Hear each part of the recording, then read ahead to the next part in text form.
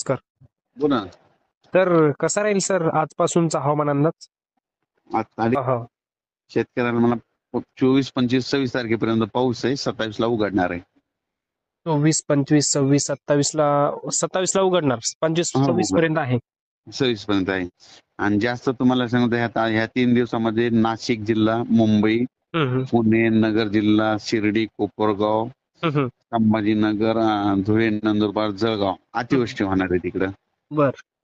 अतिवृष्टी. आणि ह्या 3 दिवसात देखील आपल्या मराठवाड्यात, विदर्भात सगळीकडे पाऊस पडणार आहे 3 दिवसात. 3 दिवसात कसा आहे सर? मुसळधार कसा आहे? मुसळधार पडणार आहे.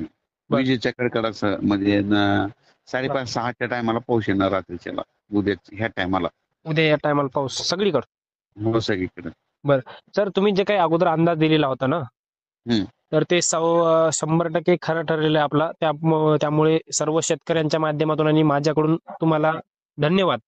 आणि आणि शेतकऱ्यांच्या कमेंट मध्ये एकच प्रश्न आहे की आमच्या जिल्ह्याचा अंदाज सांगा, म्हणजे जिल्हा सांगा. तुमचा जिल्हाच विचारा.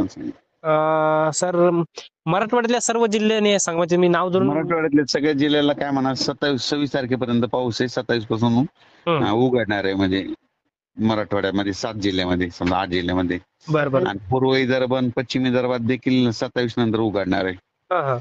आणि फक्त राहिला आता मग हे सांगितलं ना, धुळे, नंदुरबार, नाशिक, संभाजीनगर, नगर जिल्हा, कोपरगाव, शिर्डी आणि कोकणपट्टी तिकडे मात्र ना 28, 29 तारखेपर्यंत पाऊस पण मुसळधार पडणार आहे. सर अजून एक शेवटचा एक मेसेज तुम्हाला की शेतकऱ्याचा एवढा विश्वास तुमच्यावर आहे किंवा एक कमेंट आली की सर डक साहेबांना सांगा की आम्हाला 2 तारखेपासून आमच्या गावात भागवत लावायचं आहे. तर 2 तारखेपासून पाऊस कसा आहे पुढे? 2-3 तारखेच्या नंतर थोडं विखुरलेल्या स्वरूपात येणार आहे. बरं. विखुरल्या स्वरूपाचा. हो. बरं. ठीक आहे सर.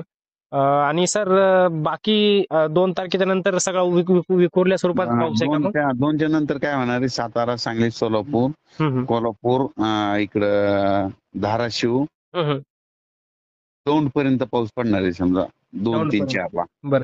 तर मग तुम्ही म्हणताय की 27 पर्यंत समजा पाऊस आहे, पण 27 नंतर 28, 29, 30 पर्यंत कसं राहील? 4 दिवस उघडणार नाही, ऊन पडणार आहे. 4 दिवस ऊन पडणार.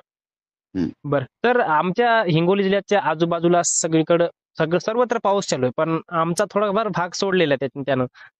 ते काय होते तुम्हाला सांगतो, 15 मे ते 30 मे दरम्यान ज्या गावाला पाऊस पडतोय ना, तिथं पाऊस जास्त पडतोय. तुमच्या गावाला पाऊस पडला नव्हता, त्याच्यामुळे तुम्हाला सोडून दिलेलं आहे.